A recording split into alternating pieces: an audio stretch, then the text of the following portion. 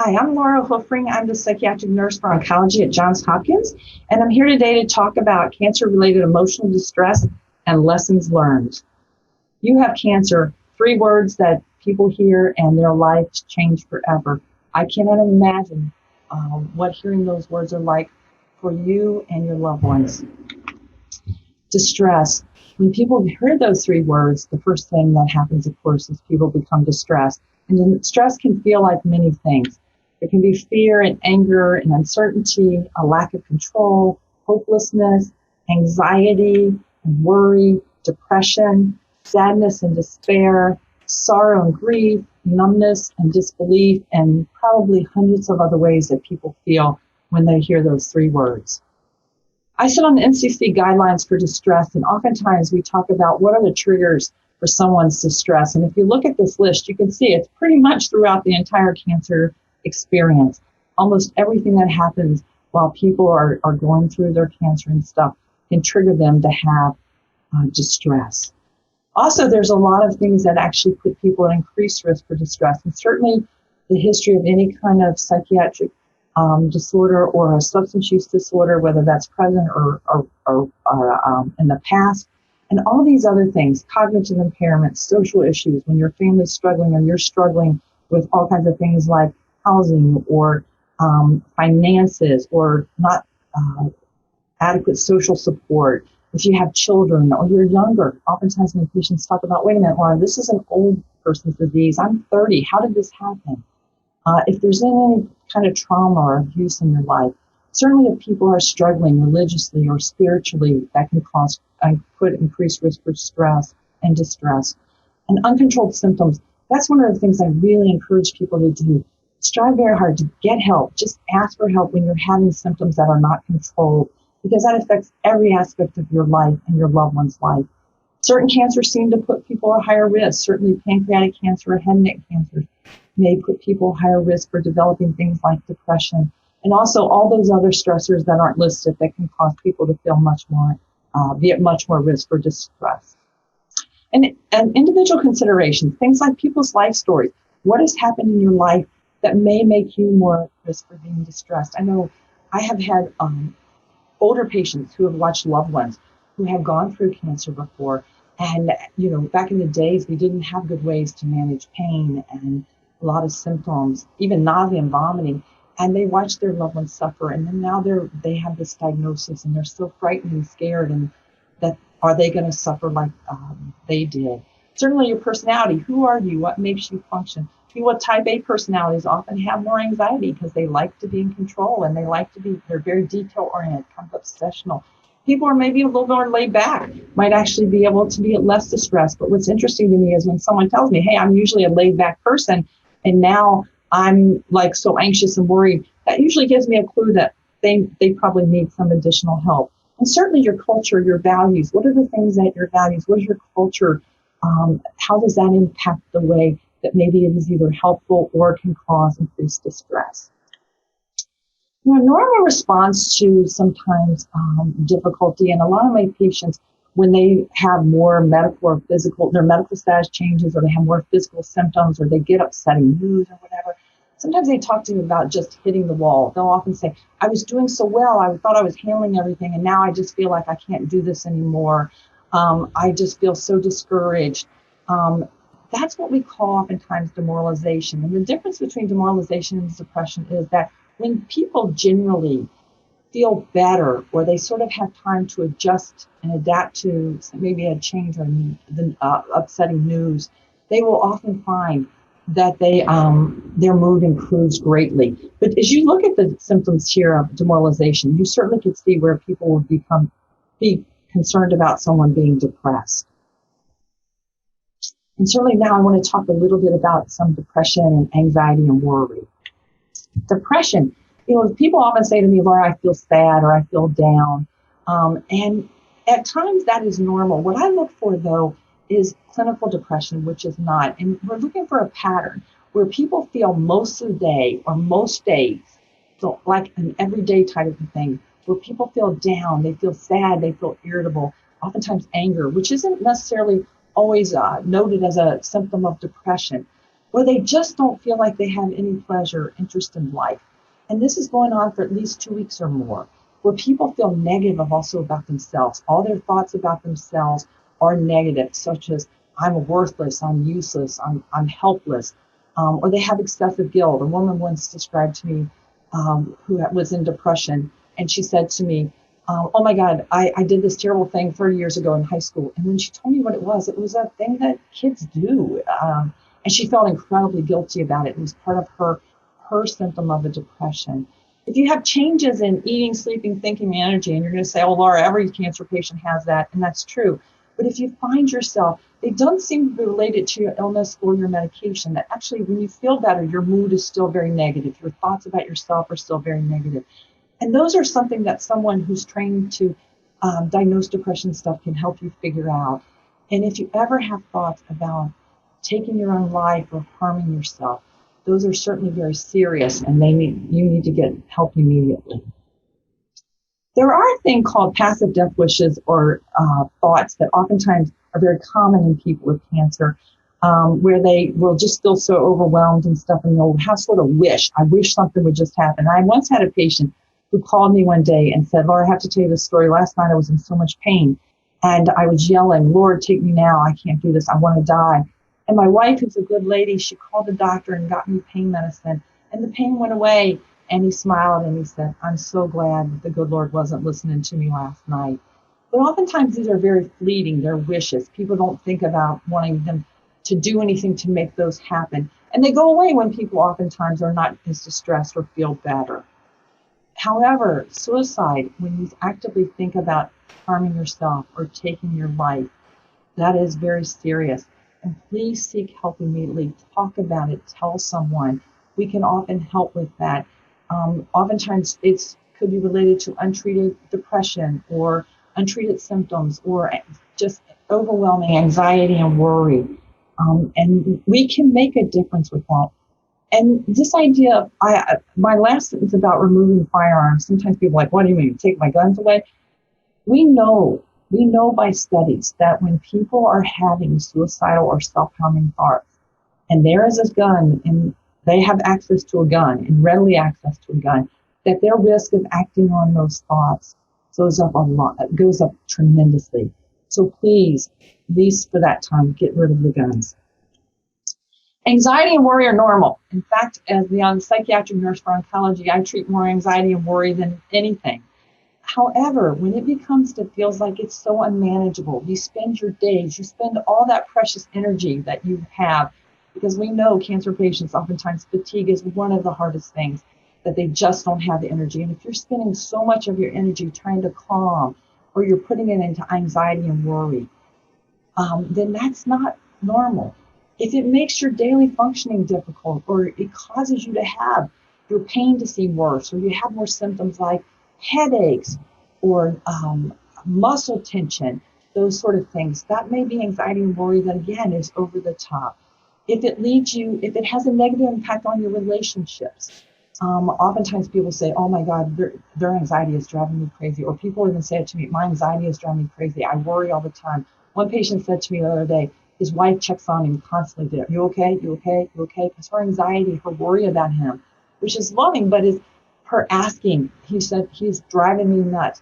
So getting help with that, if it makes you feel panicked or causes you to have anxiety attacks, definitely that is not what we would consider more normal anxiety.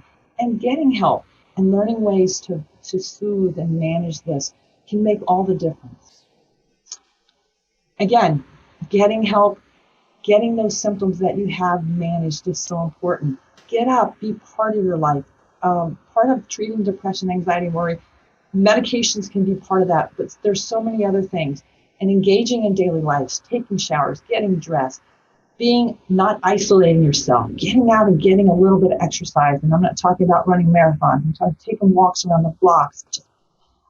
When there's been a lot of studies that show that when cancer patients exercise on a regular basis, their anxiety and worry improves, depression improves, and also their fatigue level gets much better. And engaging in soothing activities, when people are very anxious and stuff, they need to be soothed. And so, you can go on YouTube. There's apps where it can help you to learn how to soothe yourself with relaxation and breathing exercises and guided imagery and meditation. So learning those skills, having those ways can make a huge difference in dealing with depression, anxiety, and worry. You know, guys, people often talk to me a lot about medication. There is no such thing as a happy pill, but there are medications that can help you to feel better. And antidepressants are used to treat not only depression or mood disorders, but also anxiety and worry, as well as they can be helpful with some of your medical problems. Oftentimes, people who are having certain types of pain, like neuropathies, or if they're having annoying symptoms like hot flashes, or headaches, those sort of things. Oftentimes, antidepressants can also help those. Know, though, that medications don't work right away. I know we live in a world that's used to things happening instantly. And so usually you won't notice a difference in anxiety and worry or depression for a few weeks. And you may not even notice the full effect for up to a couple months, but be patient. I had a patient recently who said to me after 2 weeks, this medication doesn't seem to be working. But at 3 weeks, she's like, oh my gosh, I'm starting to feel so much better. Antidepressants are not addictive. You cannot get addictive. Oftentimes people say, I don't want to take those meds, I'll get addicted. You cannot get addicted to an antidepressant. And side effects are usually very mild and often time limited. Usually if you give it anywhere from a few days to even up to sometimes 2 weeks, oftentimes side effects will abate and they don't necessarily reoccur. Sometimes if you increase the dose a little bit, they might. Benzodiazepines, things like Ativan and Xanax and Valium and stuff, can help with anxiety. They do work very quickly, but they don't treat depression or worry. And they often are best used if you use them just as needed. So if you're really anxious about that MRI, then you can take a little bit, and that might help you to think calm and be able to get through that. And usually they're best used on short-term basis because they can be habit-forming for some people. So people can become addicted to those medications. Oftentimes you'll see people use a combination of, if someone's having a lot of anxiety and worry and it's very intense, but they may also then be started on something like Ativan and then be able to be added to an antidepressant. We're going to talk about, now I've got this diagnosis, I'm really distressed, what do I do? And all these things are things that I've learned from my patients and their loved ones, and I want to share those with you today. So everyone says to me the number one thing they struggle with is this living with uncertainty, the not knowing, the loss of control. They say, and it's across the board. It doesn't matter what type of cancer, who this person is, what their experience are. They all say this is the hardest part. And what my patients have taught me is they try really hard to focus on what do they have control of and what do they know for certain. And oftentimes if they're having those symptoms, they'll say to me, then I stop myself and say, but I know that my family loves me, or I have control of this. And that's what oftentimes will help them minimize that distress around not knowing and loss of control. One day at a time. Every time I say that, I'm like, oh, a lot of cliche. Every patient says to me, Laura, I have to put it down to one day at a time. Thinking about the future, thinking about what's going to happen next is too much for me. I know I have today. I want to live in the moment. It helps me to set short-term plans and goals. I had a patient who was a financial planner, and they're big, they always have goals. And he would set 3 realistic goals every morning, and he would check them off at the end of the day. And it gave him a sense that he actually accomplished something. Also having gratitude. There have been really nice studies show that people who start the day or during the day, just stop for a few minutes and say, what do I have gratitude for? What's good in my life? Have made tremendous changes in their life. And those effects can last for up to weeks for them. So thinking about what they have gratitude for. Also positive attitude. Of course, a positive attitude increases one's sense of well-being and helps their quality of life. But it's important to manage the expectations. I had a patient once who actually was actively suicidal because everyone kept saying, you have to have a positive attitude, have a positive attitude. And what he found was the more positive attitude he had, the worse his cancer got. So he thought he was letting everybody down. So again, there's no way someone who's going through cancer treatment and cancer can have a positive attitude all the time. And it's okay.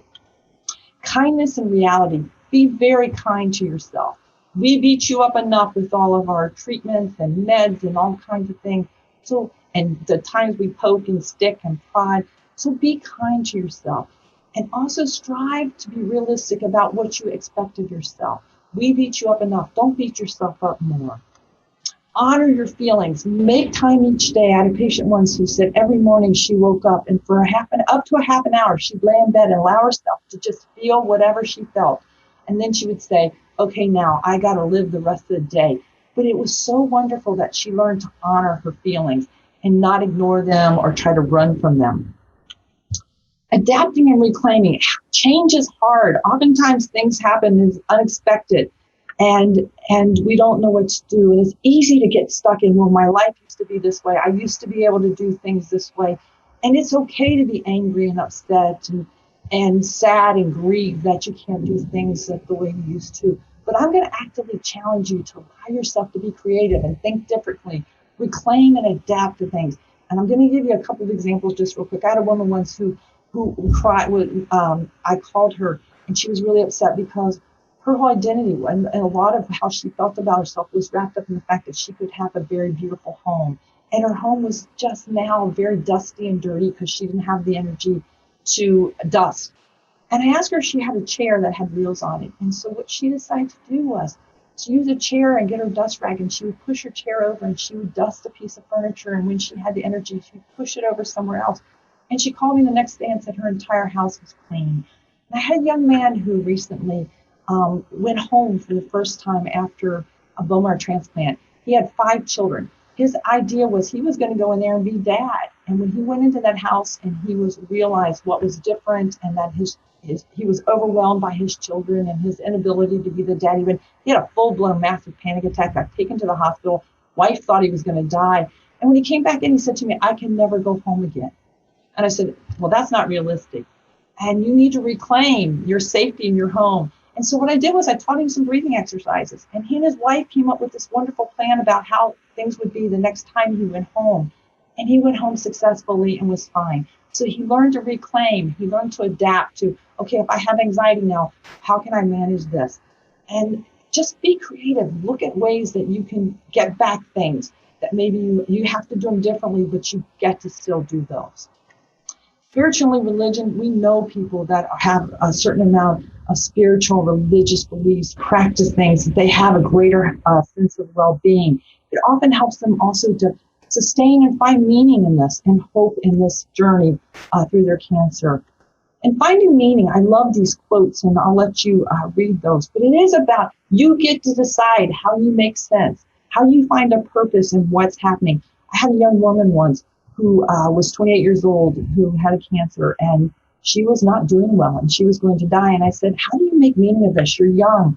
And she said, I think, and she put it in terms of purpose. She said, I think my purpose is to give my family as many good memories as I can and to know how much I love them so that when I'm not here, they have that. And I was blown over. And obviously, she was quite an old soul, and I was quite humbled in her presence. Also, finding hope. I love this. Hope is being able to see light when there isn't, despite of the darkness. I had a patient once who said to me, I have no hope. And I just kind of smiled at him and said, well, then why are you taking chemotherapy? And he said, well, maybe I have more hope than I thought I did. And he actually went on to do better after having his treatment fail him multiple times. He actually found a treatment that did slow his progression and allow him to live for quite a bit longer. Hope is so important. And when people lose hope, oftentimes that's where I'm most worried and discouraged about that they may be developing a depression. And humor and laughter, I'm always amazed about how my patients and their loved ones find ways to find joy and to make things sometimes that are more difficult, to see them in a less serious way. I had a patient once who was a young woman with lymphoma. She was an art teacher, and she was a beautiful woman, and she was very kind of hip and stuff, and she was going to lose her hair. And so she decided to go to get wigs, and she got 3 different wigs. And she had a spiky black one and a red one and a long blonde one. And she would come in each time for her chemo, and we'd all want to see and go, oh, I wonder what she's going to look like today. And she made something that was very difficult and something that took her cancer in some ways from a private place to a more outward place because people would see her without hair, and turned it into something fun. And she actually included her children in helping her find the wigs. And they had a great time with that. So take that time to laugh. Take that time to find humor and enjoyment and life. And so to give you a second, I thought that it might be fun to add a couple cartoons about sort of life with cancer and how one might take some time to find a little bit of humor in that. And I want to thank you all for being here today. And your next speaker is Jennifer Reese, and she's going to talk on relationships and intimacy. Thank you.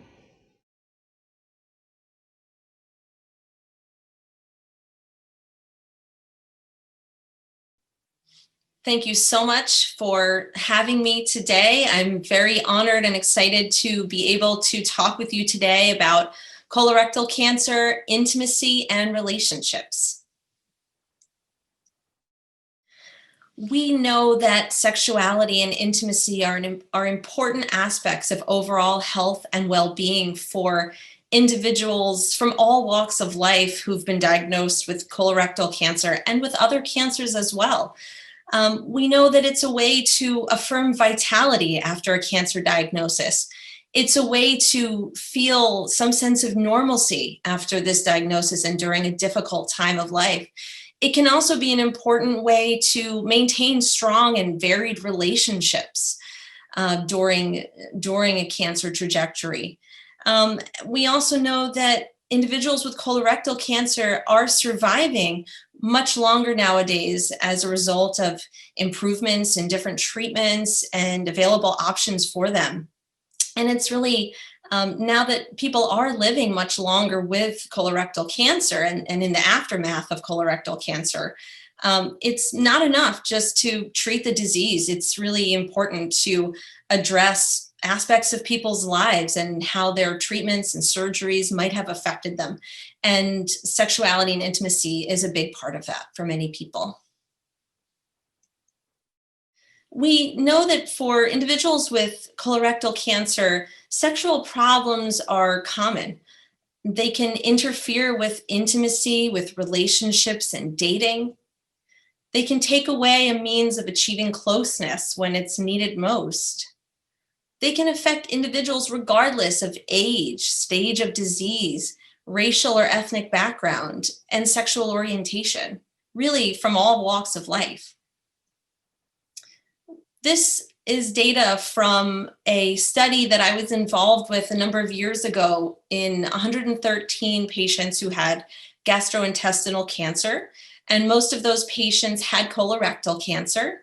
And what I want to show you here, there are 4 groups of patients that are being shown in this pie chart. Patients that reported no sexual concerns, patients who reported mild, moderate, and severe. And what I want to show you, and also I want to note that the types of problems we're talking about here are problems with sexual interest, enjoyment, or performance. What you notice in this big red oval here is showing that 57% of the patients in the study reported some kind of sexual concerns. So those are the patients in these 3 groups here. So this is really showing that sexual problems are common in this population. And also what I want to highlight here is this group in green, these are patients, almost 20% of the patients who actually reported severe sexual concerns. So I think this is really showing us that, if you've experienced this, or if others that your family member, your spouse, this is a problem that you're not alone in experiencing. And unfortunately, it can take a big toll on individuals. I'd like to give a brief description of how sexual response works, because it's important in understanding the ways that it can be impacted by colorectal cancer surgeries and treatments. So what this is showing is a cycle, which means that different parts of how the mind and body respond during sexual activity can change and can influence one another. So sometimes there's desire or interest for sex. This can then lead to feelings in the mind and body of excitement, arousal. For men, this can often be in the form of erections. For women, this can be the vagina lubricating or getting wet. The vagina can also widen or deepen, and this can make sex comfortable and also pleasurable. And so what we know is that if this keeps going and sex is enjoyable, and there isn't pain and things like that, there can be pleasure, there can even be orgasm. then this can lead to feelings of intimacy, feelings of resolution where the body goes back to normal. And then if all goes well and there are these positive feelings, this can then lead to some interest or desire for sex the next time around. Also, what's important to know is that for a lot of people, this arrow goes this way, which means that sometimes you've got to get the fire started before you can feel the heat, which means there may need to be some excitement and arousal going on before people can feel interest or desire for sex. Now, of course, if there's pain or discomfort during sex, that can interfere with this cycle. It can interfere with feelings of excitement, arousal, pleasure. If there are negative thoughts about the body or other things like that, that can interfere as well. And then anxiety, all of these issues can interfere with how the body and the mind respond. Sexual problems are common, as I mentioned. Low sexual desire can be experienced by up to almost half of patients with colorectal cancer. For men, problems with erections or erectile dysfunction are common in up to almost a little bit more than half of patients. Similarly, problems with arousal and dryness, vaginal lubrication for women are very common. These can result from different kinds of pelvic surgeries or treatments. Discomfort or pain for women are common as well. And then orgasmic difficulties are even potentially more common and can be influenced by different kinds of treatments that individuals receive for this disease. But we also know that sexuality is about more than just functioning. It's about more than just the performance or the ability to engage in sexual intercourse or sexual activity. We know that there are changes in individuals' intimate relationships that can happen. Can be a loss of sexual activities that can often happen. There can be communication difficulties, a feeling of loss of spontaneity, needing to plan sex. There can be a feeling of getting out of the habit. Sometimes couples can feel like patient caregiver as opposed to lovers or spouses or partners. We also know, though, that how we think about sexuality and intimacy matters. It can make a real difference. The thoughts that individuals or partners can have can hamper their interest in sex, can hamper their intimacy. So, for instance, many people have thoughts like this. Well, sex is really for healthy people. My sex life may never be normal again, or sex may never be normal again. If we can't have sex like we used to, it's not really worth it. Planning sex, that takes away all the fun. That's just, I don't want to have to do that. I'm less of a man or a woman. So a lot of times people who've had surgery may have that kind of feeling. They've had big body changes, scarring, issues to their fertility. Things like that or sexual dysfunction can make people wonder, can I still be a man or a woman in the same way that I'm used to? I feel like damaged goods, maybe I shouldn't date right now, or maybe I shouldn't enter into a sexual relationship because of what's happened to me or to happen to my body. These are very common thoughts, but as you can imagine, they can lead to not trying anymore, maybe not trying to date or not trying to be intimate with your partner, maybe even avoiding your partner or avoiding intimacy, not trying to initiate sex, not trying to initiate deep kissing and the things that might lead to sex. So you can imagine how these things can really impact the relationship and intimacy. Here's a case example of an ostomy. The good news is that the need for a permanent colostomy is much lower than it used to be, and that's a really positive thing. But nevertheless, even having a temporary ostomy as a result of surgery for colorectal cancer can still have an impact. And this is just one example. There are other examples too of how colorectal cancer surgery, pelvic surgery, or pelvic radiation or chemotherapy can impact individual sexuality. But let's take a little look at all the different ways that somebody might notice this issue. Biological, there can be a loss of feeling or sensation in the genitals. This can be due to nerve damage from pelvic surgery or radiation, although there are many improvements in those techniques to reduce that impact nowadays. There can still be pain and discomfort for women during sexual activity, particularly if there have been any changes to the vagina, whether it's been shortened or had some internal damage to the vagina that can happen. There can be interpersonal issues, interference with sexual activity. Maybe the intimate partner has concerns. They're not sure. They don't want to hurt their partner. They don't want to burden their partner with demands for sex, but what should they do? They'd still like to be intimate. There can be communication difficulties, as I mentioned, or shifts in the couple's roles in the relationship, as maybe the partner has to help the patient care for the ostomy. What about social or cultural influences? Unfortunately, bodily waste can still be a taboo subject sometimes, and can be embarrassing to deal with, especially in the context of sexuality and a sexual relationship. How about psychological or emotional? Sometimes individuals can feel body image issues. Maybe they don't like to have to deal with it. They don't want to look at the ostomy.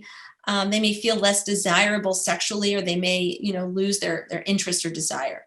And yet, there is hope, right? We know that many folks do very well despite these challenges, and that there is hope. And we're going to talk about that next. So there are ways to cope with sexual problems. First of all, give yourself time to adjust to a new normal. This is really important. It's not going to change overnight. Try thinking in new and flexible ways. We saw some of those ways that can really hinder, those ways of thinking that might hinder or hamper intimacy and that kind of thing. Try thinking about it in new and different ways. Communicate with your partner, if you have a partner, about concerns and changing needs. This is so important. Many folks' needs for intimacy, what they like, what they don't like, have changed significantly through an experience of colorectal cancer. And without communication, your partner won't know about it. So it's really important for you to communicate that. And then, this is so key, and I'm going to spend a minute talking with you about it. Seek help. There are medications, there are devices that work. Don't need to sit in silence. You don't need to struggle on your own. There is help out there. This is a blog that was from 2019 in August by my good friend Sharon Bober at Dana-Farber Cancer Institute about sexual health after colorectal cancer. It's time to talk about it. And boy, do I agree. It's not enough to, just be thankful that you're alive. You are thankful that you're alive, and we all are. But nevertheless, sexual health is important. And if you're struggling with issues, it's time to talk about it.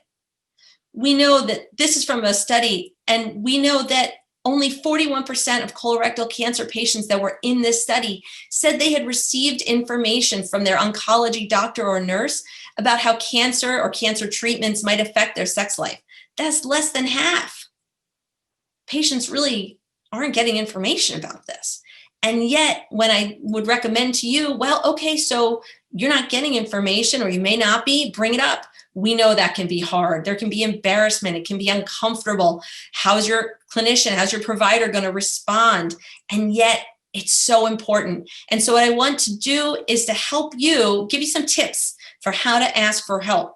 So this is called the C model. And I like to say, if you want to bring up sexual issues with your provider, just keep calm and think about the C. Be specific. Explain why it's important, and then ask a question. This is very important because that puts your provider on the line. They've got to answer you. Here's an example that I'd like to go through with you. This is for a patient who may be during or after their cancer treatment or surgery, and they'd like to bring up an issue with their sexual function with their clinician. And here's an example of how they might do it using the C model. So I've noticed some pain during sex, or if it's a man, maybe some problems with erections since my surgery. It's starting to affect my interest in sex and my relationship. Is this common? So what we notice about this is that it's specific, the person is bringing up their pain, their issue that they're having. They could even give some more information if they felt comfortable, for instance, the kind of pain or how bad the difficulty with erections are. Then they're explaining how it's affecting them and why it's important. And then they're asking a question at the end, is this common? And you might think about other questions that you might want to know. What are the treatment options for this, or other different questions? And the question is so important, again, because it really puts it on your provider to help you out, to give you some information, to offer you some counseling that could help you. Here's another example. So many folks after a cancer diagnosis, or when they're starting chemo, or they're starting some other treatment, or after surgery, they don't know if it's even okay to have sex. And oftentimes, unfortunately, their providers aren't giving them that information. So here's an example of somebody who would like to get some information on, is sex safe to have? So that they might say, what about sex? But is that a great question? Not so good. It's not specific. They're not really explaining why it's important. It is a question, but it's not a specific question. So what about this instead? I've heard mixed things about how safe it is to have sex while I have my temporary ostomy, and I want to be careful so it heals right. Is it okay for me to have sex after my surgery? To me, that's a lot better. It's specific. It's explaining the issue really clearly, and it's got a specific question, and it's got a good question at the end to really kind of put the doctor or the nurse on the line there and say, help me out here, help me understand. These are some burning questions that you're allowed to and should ask your provider. Is this normal? Will it go away? How long will this last? Will it get worse? What can I do about it? What treatments can I use or are available to help me with this? Are there specialists here who can help? And if not here, what about elsewhere? And then how can I get a referral if I need one? Your provider really should be able to answer many, if not all, of these questions. So I want to end on a really positive note. There are really good, reputable, reliable resources out there with helpful information for you. I just did a quick search, and of course I pulled up Colorectal Cancer Alliance. This is a blog, it's a couple years old, Sex After Colon Cancer. But what I notice here is if you look at the red arrows, you might see men and women. And if you click on those terms there, you actually go to some Google Drive documents, which have really detailed information about issues related to sex and intimacy after colon cancer. So there's a lot there, and that's what that link looks like. There's always the American Cancer Society. It's been a source of reliable information for many issues for folks with cancer, dealing with cancer, as well as sexual health issues for many, many years. And it's often been kind of the one-stop shop for sexual health issues. So these are just screenshots to show you sex in the adult male with cancer, sex in the adult female with cancer. There's a whole slew of information there. It is reputable. It is reviewed by experts. And you can go there right now and find out information that you want. That is general, but there is colorectal cancer specific information within that too as well. And then finally, if you're coping with issues related to an ostomy, there is a lot of good information out on the web as well. This is just one example at ostomy.org. I found it. I thought it was useful. I went to the resource there. If you click on it, you can actually download a whole information booklet that has really good information about tips for how to cope with effects of an ostomy on sex and intimacy. So my point here is, if you're suffering with issues, you don't need to suffer in silence. First of all, bring these issues up with your provider. Seek help. Information is out there on your own. Let your partner, if you have a partner, read this information too. It's really important that they know that these are issues from the colorectal cancer surgery and treatment. This is not something in your head. And read the materials together. Talk about it. Think about it. Work on it. Think about how you can move forward and create a new normal with your partner if you have one, or by yourself, and think about your own sexuality and create a new normal with that moving forward as well. And on that note, I want to thank the Colorectal Cancer Alliance again for having me here. I would look forward to answering any questions that you may have. And I would love to thank the funding for the work that I've cited in this paper. The American Cancer Society in particular has done an outstanding job of really putting pedal to the metal and supporting this research on sexual health, both in colorectal cancer and in other populations as well. So thank you so much. And I look forward to fielding any questions that you have. So there were quite a few questions from the first talk, from your talk, Laura. It's nice to see you. So let's see. Okay. How difficult is it? I'm not sure we're going to be able to get to all of these questions. Right. So hello to everybody too, by the way. I think we're live now. So we want to say hello to everybody and thank you all for being here and also for giving us these questions. While I was listening to your wonderful talk, I've been looking at some of the sort of themes that go through some of the questions that have been, and then I know there's some that are specific to you. So what I was thinking, if it's okay, is I'll just, since I do have most of them written down, I'd just like to touch on a few of those and then please jump in too, or, you can start whatever. Sure. I often get asked this question about whether, how do you get used to, having had cancer? How do you not worry constantly, every ache, pain? How do you not feel afraid that it's going to come back and that sort of thing? And, honestly, the thing that my patients, again, and I know I emphasize this a lot in my lessons learned because I haven't had cancer, but I've watched people and walked with people to go through it, is oftentimes they'll say it just takes time. And that generally in time, things sort of become less intense. Life may start to come back more to normal. So then they're able to not spend so much time thinking about their cancers, especially in survivorship, if treatments become less, or you don't need treatment anymore, or there's less visits and stuff. People actually spend somewhat less time talking, but that's time. But then anytime there is a thing where someone has to go get a scan or there's a new symptom or something, certainly those are times when having cancer or that worry about cancer or hearing cancer, the word, certainly becomes much more difficult again. And it's individual. And a lot of my patients say, and especially in long-term, I thought I was kind of over not reacting to this. I had a friend once who was a long-term breast cancer survivor, like over 20 years.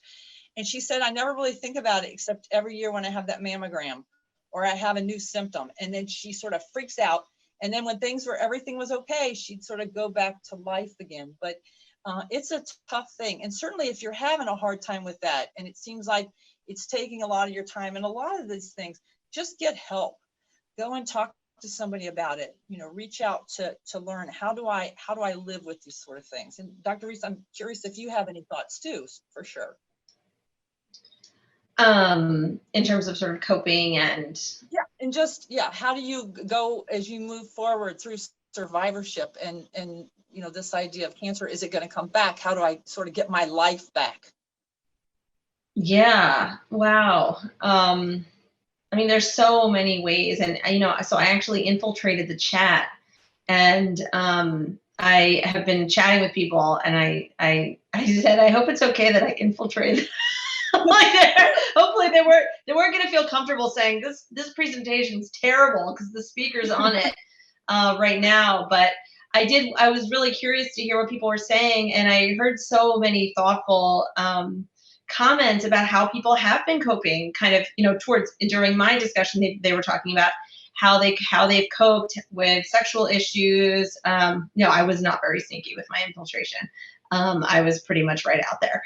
But they were, really basically saying it took time. Somebody said it took 5 years, for them to get back to having intercourse.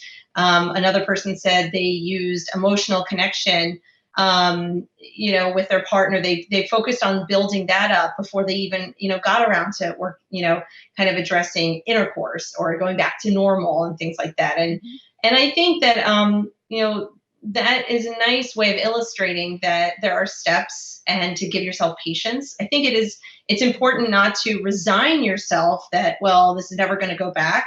I think patience and resignation are two different things. And so it's kind of having that hope, as you talked about, hoping and knowing that there will be a light at the end of the tunnel in the darkness, but that I do need to do the things that will help me get there, right? I need to build that emotional connection with my partner, not just let it kind of, peter away. So I guess those were some things I noticed, and I just thought it was neat to sort of be a part of the conversation and see what people were saying in the chat as well. But unfortunately, like I said, I've had some technical glitches, but one of the things that I also wanted to touch base on, just some of the questions that I noticed was also, someone asked about why don't we just automatically get a recommendation to a psychologist or social worker or some kind of mental health person. And, I think that depends on what, where you go for treatment. Different places have those things. But, one of the things that I often think of, people say to me oftentimes, well, why didn't I know about you, Laura, beforehand? And, one of the things that I'm very careful about is I don't want people to feel like normal responses, there's something wrong with that. And a lot of people have these normal responses, and they do question, oh gosh, does this mean I'm just really depressed, or I'm not handling this well, or whatever? And what I offer people is, again, I think I mentioned on the lecture, was around, sort of giving yourself time to adjust, as you just said, but then looking for a pattern. And if in this pattern, you really are struggling more, that, the down mood, the anxiety, the worry, the stress, you feel like it's managing you and not that you're managing it, is definitely a time to reach out. Oftentimes I'll get these referrals for patients, and they'll say, you need to come, and I can't come that day, or it's going to be a week or so. And then when I go by to see somebody, they've actually had time, as you said, and they're actually saying, I'm doing better, because in psych we talk a lot about adjusting to these new things and the things that happen. And, I talk to my patients how, and you guys all know that you learn a whole new language. There's a whole set of new things that you never thought you'd ever know. And as people adjust and things, oftentimes we're so, human beings are so resilient. We have so much ability to learn to adapt and survive. And I think that oftentimes, except for some particular programs may be able to offer that, but most programs, even if they don't offer that up front, can certainly help you to find someone to talk to if you need that. Right, absolutely. Can I jump in there with one or two of the questions about sexual issues? So somebody asked a question about vaginal shortening, and said that the gyne provider said that dilators won't help. And so there actually is something cool that is available now, which I can actually, can I share my screen? No, I can't. I guess I don't know if I can share my screen. In any case, it's called an ONUT, OHNUT. You can just Google it right now. It's not going to increase the length of the vagina, but what it does is it allows for, I lost my. You're there. Okay, I'm back. I lost my video. Sorry about that.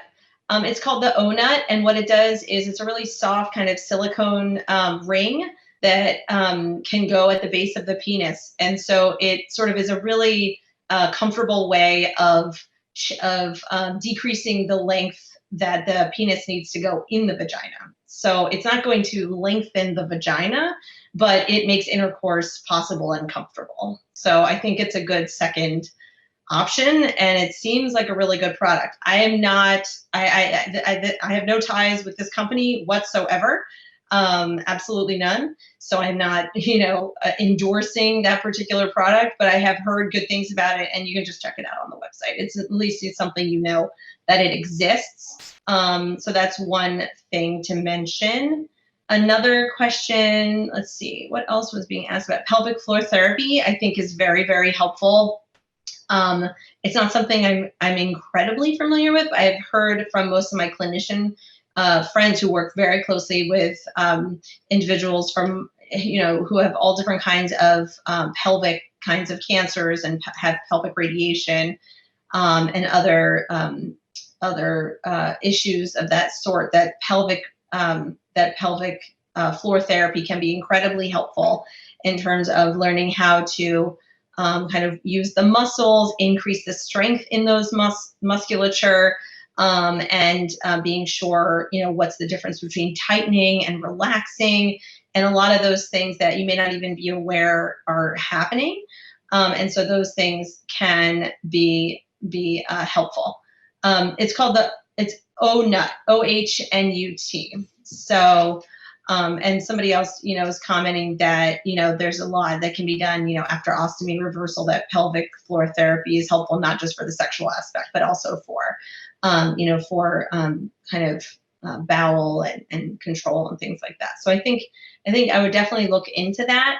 And then there's just one other question. It looks like, during sex, I sometimes feel like I may have an accident. Would pelvic floor exercise help with this? I think my guess would be that it would, and I would definitely talk to a pelvic floor therapist about that question, or talk to your doctor.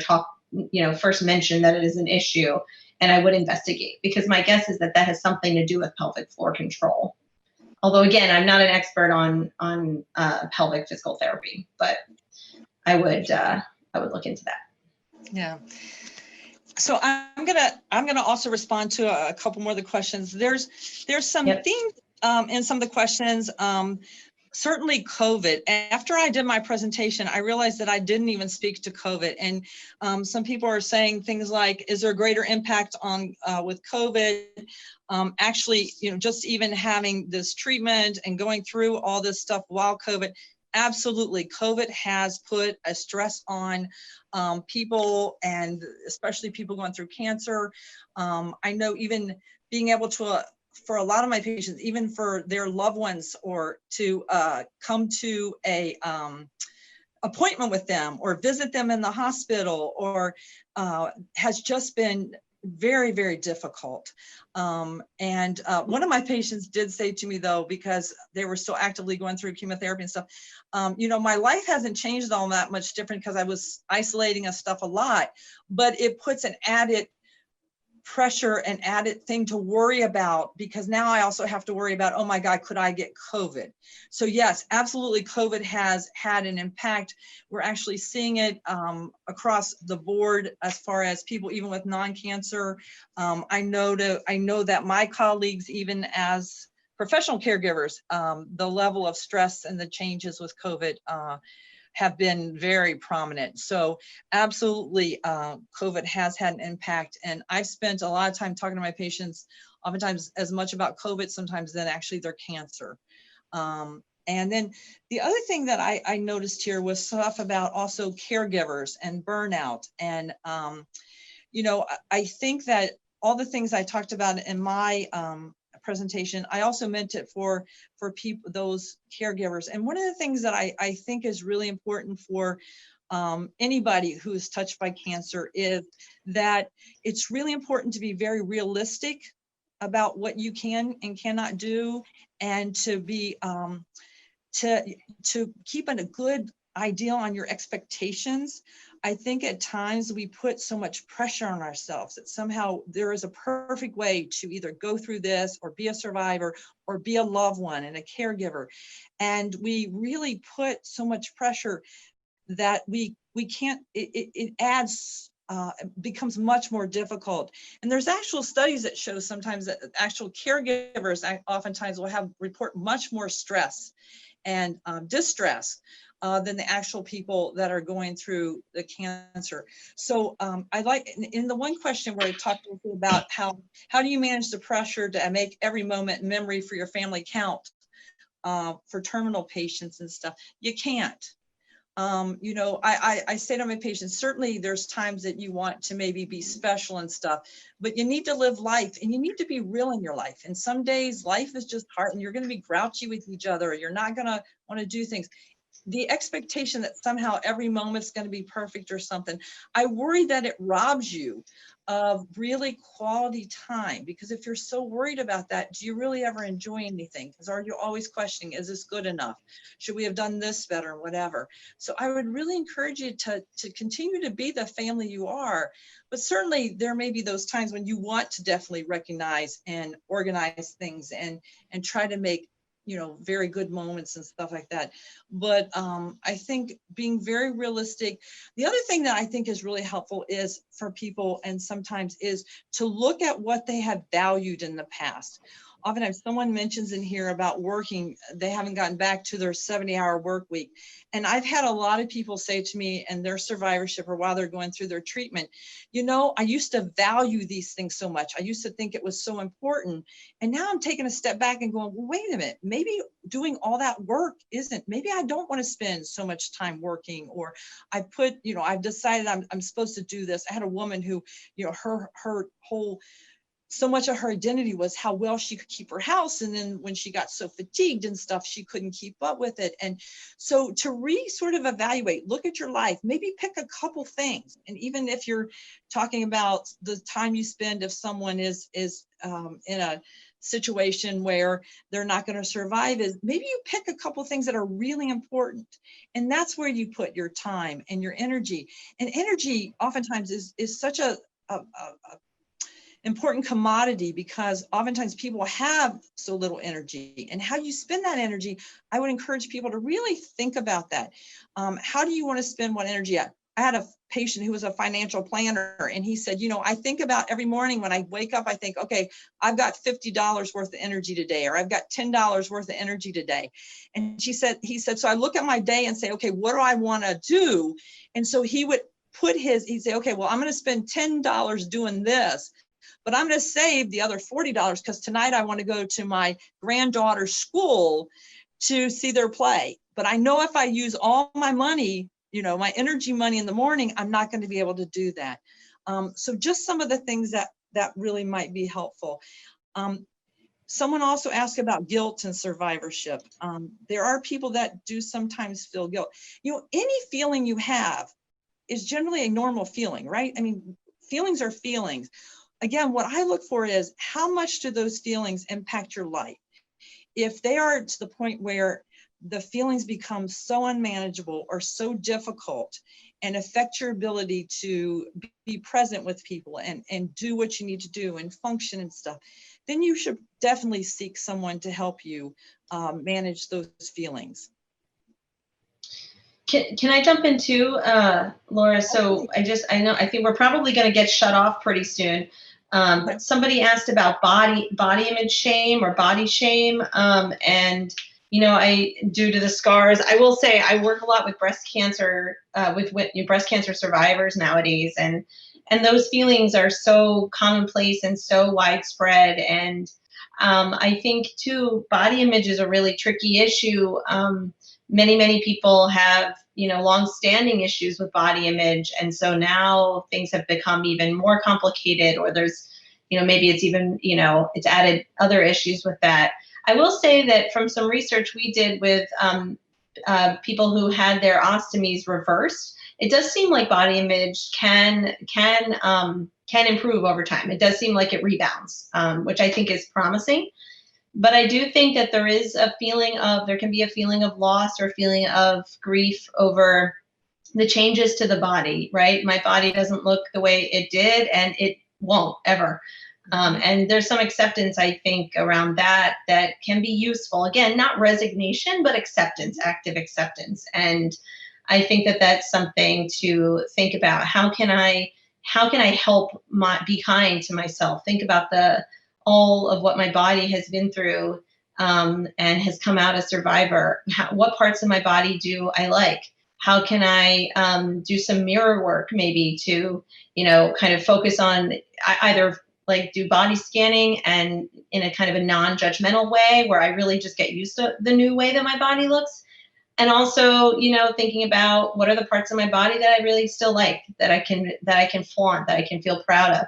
And then when it comes to intimacy, can I cover certain parts of my body that I maybe don't feel comfortable with so that it's not distracting during intimacy? Because oftentimes people don't feel comfortable showing the parts of their bodies, even though it may be a part of their body that they used to be comfortable showing during sex or intimacy. So thinking about ways to cover up certain body parts or wear things that make them feel proud of how they look now. Mostly, honestly, so it's not distracting and on their head, in their minds, when they're trying to be intimate. And then the other thing that was just, what was the other thing I wanted to mention? Oh, okay, 1 minute left. Yeah. Okay. Mm-hmm. Yeah, because I just wanted to say too is I think both of you and I have talked so much about so much of the way people feel and their and how their quality of life and stuff is how we think, right? Our thinking really does affect the way we feel so much. And so much of these new changes and stuff, I really encourage my patients to look at how they're thinking about it. And we are such creatures of habit that we often get stuck in the way we think. And so if you find yourself and you're thinking about something and you can't, and it just seems like it's so burdensome or so difficult, find somebody to help you look at things, because sometimes just adjusting the way you think about it can make a big difference. And I've seen this over and over happen. And people oftentimes, as I work with them, they'll say, oh my God, Laura, I never thought about it that way. And it truly can be something as simple as, wait a minute, let me think about this differently, or getting somebody to help you look at something and see if there's not some way to sort of move past, because we get so stuck sometimes. So if you get stuck, get help. Yeah, absolutely.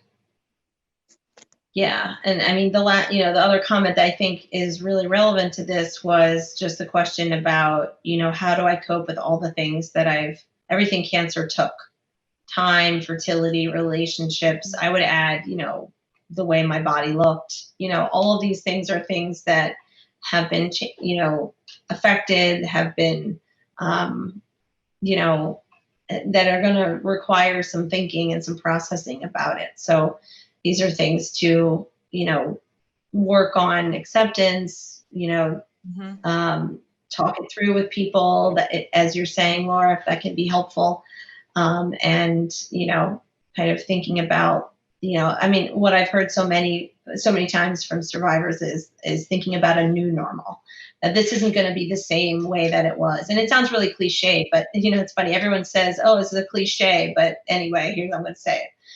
Because it really is a kind of a new phase in your life, and thinking about this isn't going to be the same way that sex was, or that relationship was, or that other things were, but I can still enjoy it. I can still get pleasure. I can still have a relationship. I can still be the person that I want to be. I can still be happy. I can, so this is just sort of moving forward. Yeah. So I'm seeing some confirmatory comments in the chat there. Okay. Yeah. I just want to say thank you so much to everyone for, having me, and thanks for, engaging in the conversation. I've really enjoyed the conversation in the chat too. And thanks so much for, being willing to have this topic and, be a part of the conversation today in the conference. And I certainly echo those. It's been an absolute pleasure. I hope that in my presentation and the conversations and stuff that we've helped to maybe answer some questions, or help maybe just you to begin to look at things a little bit different, or feel more comfortable and asking for help, and maybe realizing that you're actually doing better maybe than you even give yourself credit to, because oftentimes I find that too. And wish you all the best, and take care.